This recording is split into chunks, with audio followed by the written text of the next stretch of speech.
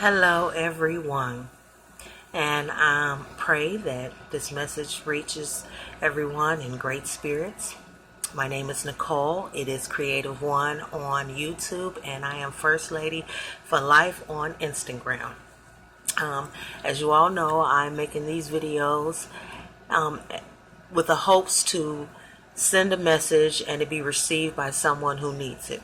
My videos will be centered and topicked around family, and there's an acronym for family, F.A.M.I.L.Y, Father and Mother, I love you. I will always have a question, and I look forward to you all answering or putting your comments in the comment section. I'll eventually do live once I build a great audience, a bigger audience and get more subscribers. But right now, you know what I mean, I'll just continue to post the videos. My question for today is, how do you deal with the loss of a family member to death?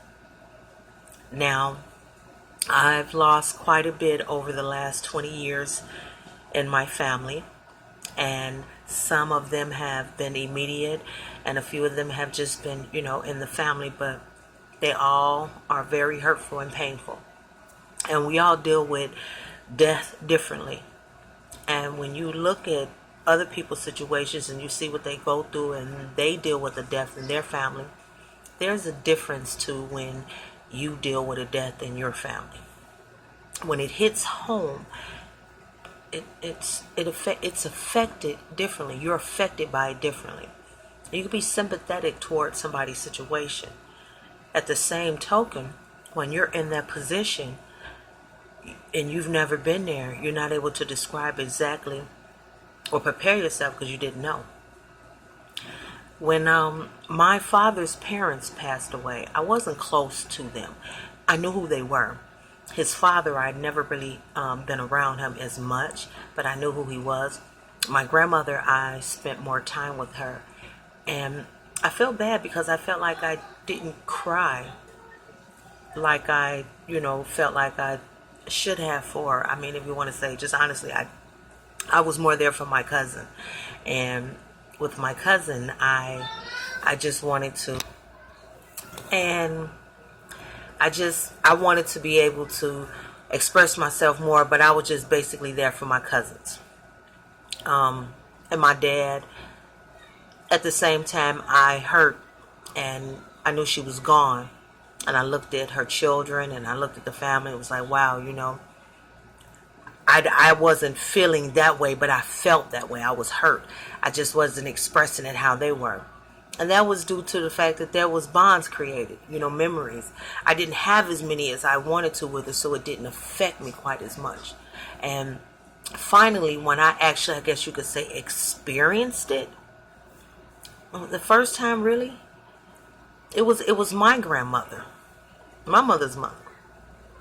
Now, my children's grandmother, their father's mother, she did pass. They were very small and I was very close to her. And that did hurt me. I cried and all of that. I was there and supporting the children. But my grandmother, it was different. It was different. It was more,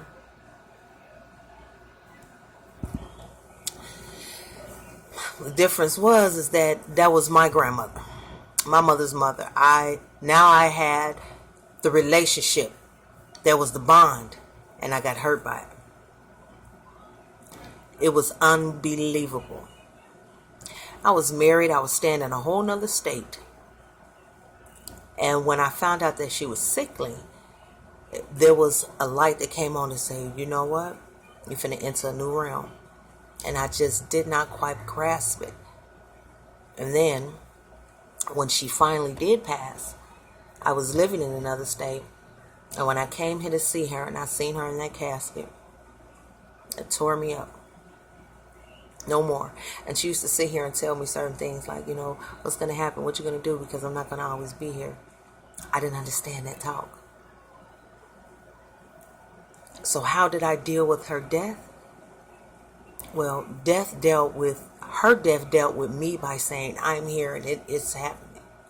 And that was the first thing that reality clicked in. Like I couldn't rewind, do anything about it. Like this was happening. Then I turned to my mother and I looked at her, and I didn't understand her feeling or her position, or, I didn't understand it. And the only thing that I could do was just console her, because she was broken. And the pain I seen in her, even with the pain I felt, it really trumped my pain. That was pain in it all, to just see my mother like that as well. And I knew that this was a way of life that I had to get used to. Then I turned to my grandfather and I looked at him, and he didn't know what he was doing.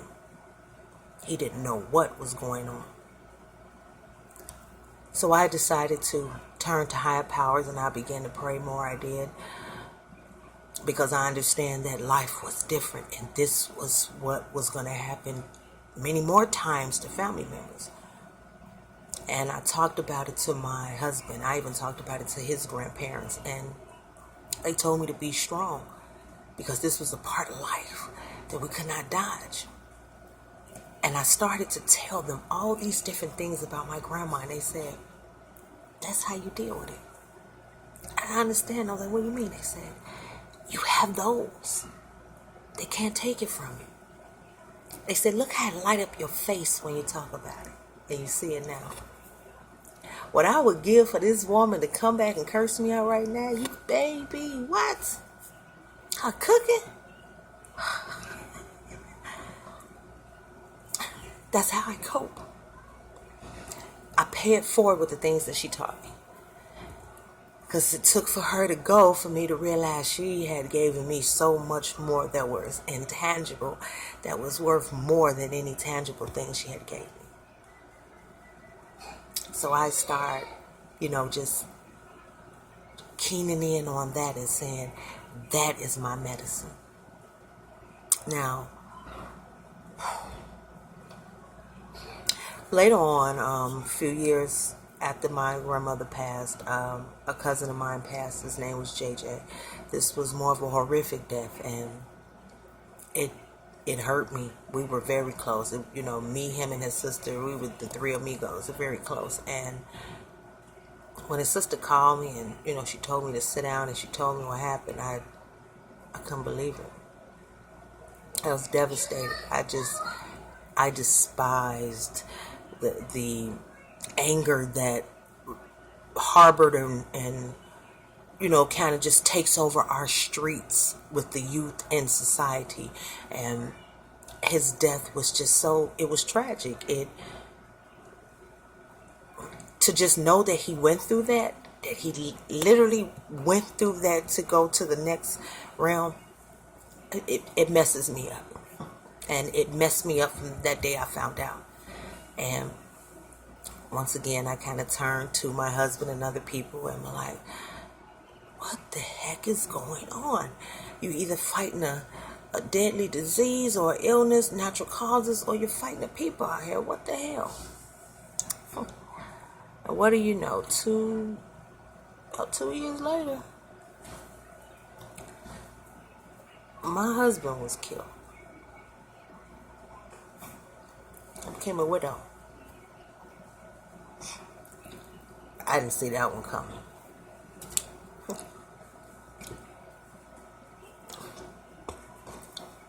I'm a little diseased right now because I don't care how many years passes. It's going to always rattle my emotions. I literally, after 10 years, have just finished a trial and a conviction and a sentencing. God rest y'all soul. How did I deal with that one? Oh, baby. I'm still dealing with that. I'm in therapy.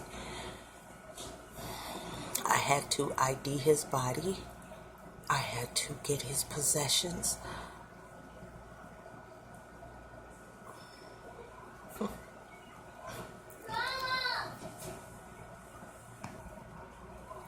So many things going on this morning, but I'm determined to get this video out, and I refuse to retape it and do any editing. So, yes, I am still dealing with his death.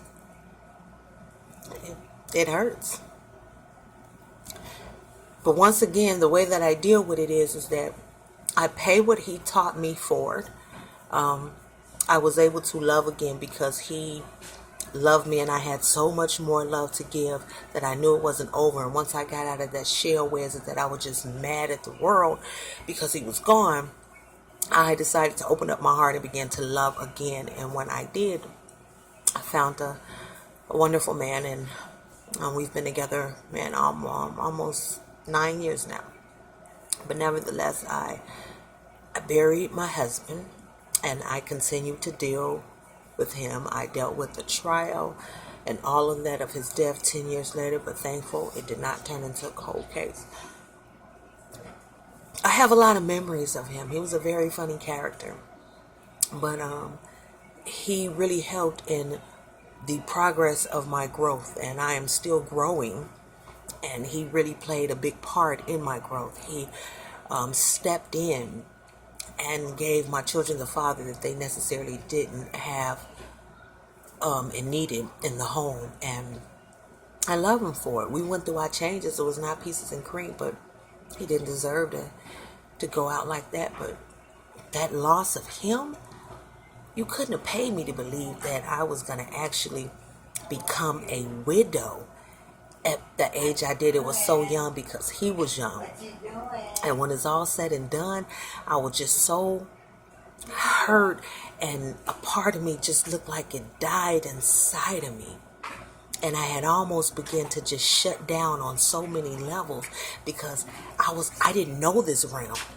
And to have to sit here and be thankful and blessed and feel so overwhelmed and joy when I got married to the man that I love and the love of my life, to have to then 10 years later to have to bury him, there's no book on that.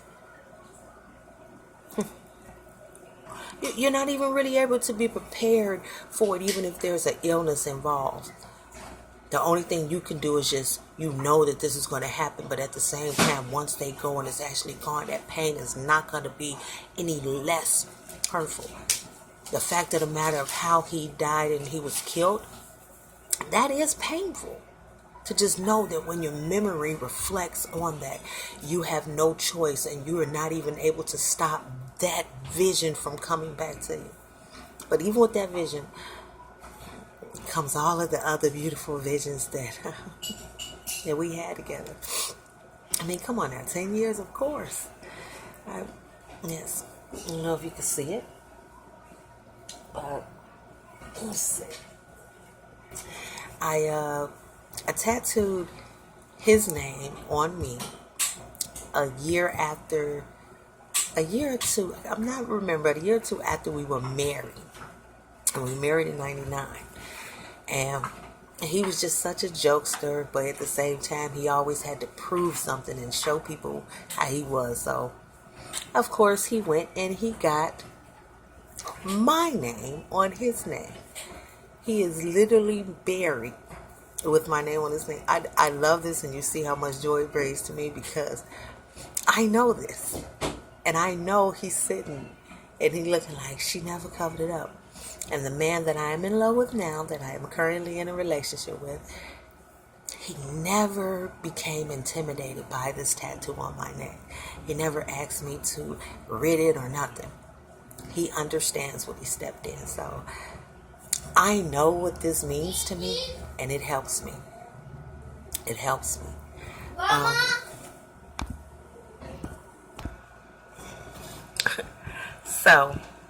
But he's buried with my name on his neck, and I'm still have his name on mine, and I'll be buried as well. I cope with his death the best way I can every day because I always have that vision in my mind of what I had to see and go through with his death. I was the next of kin. So I seen and I heard everything. That's why I'm in counseling. So I go to counseling because it helps. And then I talk about it, and do videos like this so that I can be able to get it off my chest and not always have it balled up, because I know it might not be people that's close to me that understand, but I know there's people out there that have been through what I've been through, and they know. So when I come across individuals who've been through what I've been through, I start off with, I've been there, so I know what I speak, and I have to keep going.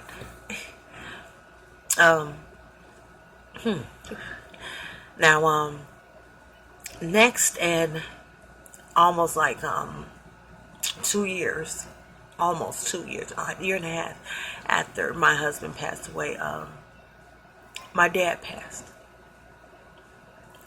and his anniversary of his death is coming up. He died September 10th, so it's coming up quickly, and that hit me. Of all his children, I know it hit me and my oldest brother the hardest. And I didn't see that coming, because me and my father didn't have the best relationship when I was younger. But we really mended our fences, and we became closer. And my dad died of cancer of the throat, and he stayed with me. I helped him. I took him to chemo. That's how I was dealing with the fact that he was sick, is to just be there, because I didn't know how long I had it before I wouldn't be able to be there. So he called me. He was in a nursing home, and he had called me because my children's father called him Whispers, and he would have to put this thing on his neck, and he would talk outside. And but just imagine him fussing at you as he's doing that, and I'd be like, yes sir, yes sir. So he told me I need to come see him, and I said, yes sir, I'm gonna come. He's like, Chrissy, I may come see me. I said, yes sir. And I'm like, okay. And I'm thinking like, no, Father, I ain't ready yet. Just, man, Almighty Creator, just not yet. But I went on ahead and I seen him, and he didn't look so good, and I knew that I needed to get my siblings, and we needed to go back up there and see him.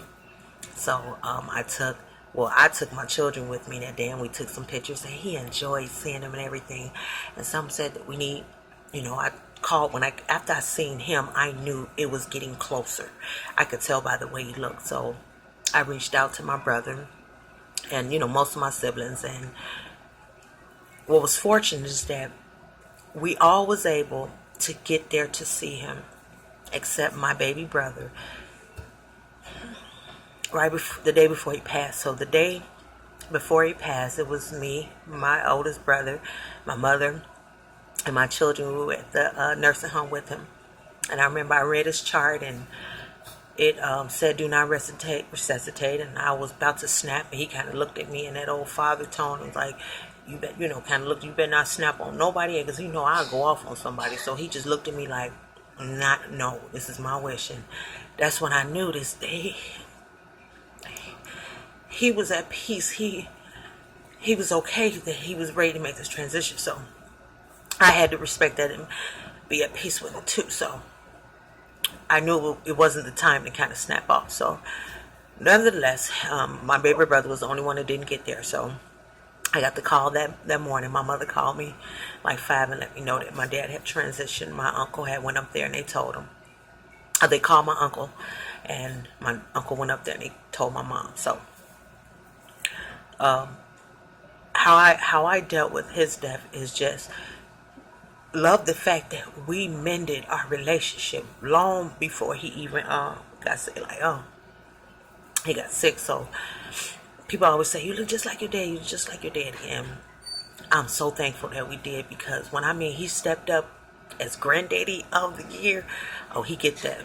He might not have been so present in me and his children's life, but at the same time, he was in his grandchildren, and they loved him. And even during his sickness, he was able to attend 2 or 3 graduations and a family reunion, and he just embraced his life. So I am once again able to deal with the pain of the loss of my dad by being able to reflect back on the memories of the good times that we did have, and I'm so glad that we have them.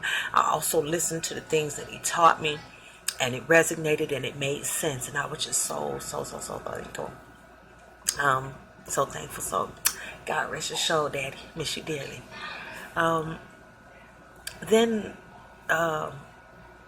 my grandfather, he passed away, and me and him were very close, and he stayed in another state with my aunt, as my mother's father. And his death was so interesting to me because he was one of my biggest financial backbone. My granddaddy, like, he did the position of my daddy, so he was always there. I mean, I know I bled his pocket dry because I needed so much help, and he fussed, but he did it. But it was so ironic, and he lived to be 92. And I promise y'all, this man checked out when I had an income tax. I always say, he checked out around the time he knew. He said, Chrissy got some money. And he know I got some money. I'll make sure everybody get to that funeral. And I did. I made sure that his daughter got to the funeral, my children. I did it. And I laughed all the way there because I thought this is the way he went out to say, guess what? I didn't took care of y'all. And it made me feel good with the fact that he was 92 and he lived that long, and I was still able to, like, he created so many memories, but I knew him from so long ago and how he did so much for me that I just embraced the fact that he lived a good life to be 92. And I had many, I'm talking when I was a baby, I maybe wanted a Cabbage Patch doll, whatever it was. I remember an old man giving it to me, and guess what? It hurt me because he was gone, but it made me have tears. He was good, and he had lived a very fulfilling life. And he outlived his wife maybe like 10 or 14 years. I'm not quite exact on that, but something like that. So he began to fall down once she died, but he lived still a long time. I deal with his death by once again embracing the memories, but I pay attention to a lot of what he was making an effort to teach me when I was younger that I did not embrace. So I embrace that now. And it makes me feel good because I know I learned that from him. The last death that hit me very hard, and she was very close to me. She, would have said you would thought she was my other mother. And that would be my Aunt Janice. She was awesome. I could still feel her in my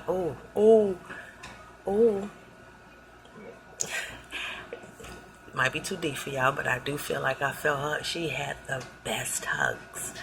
And the way she would say my name in the prayer, she was so soft and subtle and, you know what I mean, warm and gentle. And you would just know that she could ease all of that negativity. And I miss her dearly. And when I went to go see her at the hospital, it broke me down. And I remember she told me, she was like, go do what I know you need to do. And anybody watching this inside, they know. And I went, but when I went to that last night before she passed, I knew it.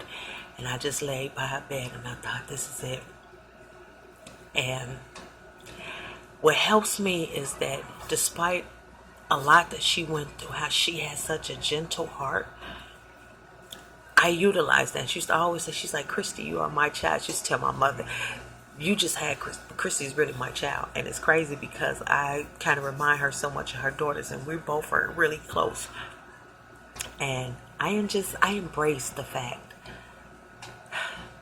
that she played part in my lovingness, my gentleness, my ease, my positivity. She sculptured that. She did. She nurtured it. And because we were so close, I was labeled the mama still by a daughter. But, they look at me as their sisters anyway. So, and I loved them too. But everybody wasn't blessed to have a guinea, and I did. God rest your soul, guinea, you missed.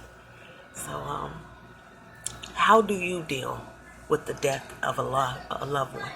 the loss of a loved one. Everybody does it differently. And I know it's painful, but I do advise talk about it. Don't hold it in. Don't keep that bottled in, but get closer to family and say, man, you know what I mean? I'm hurting.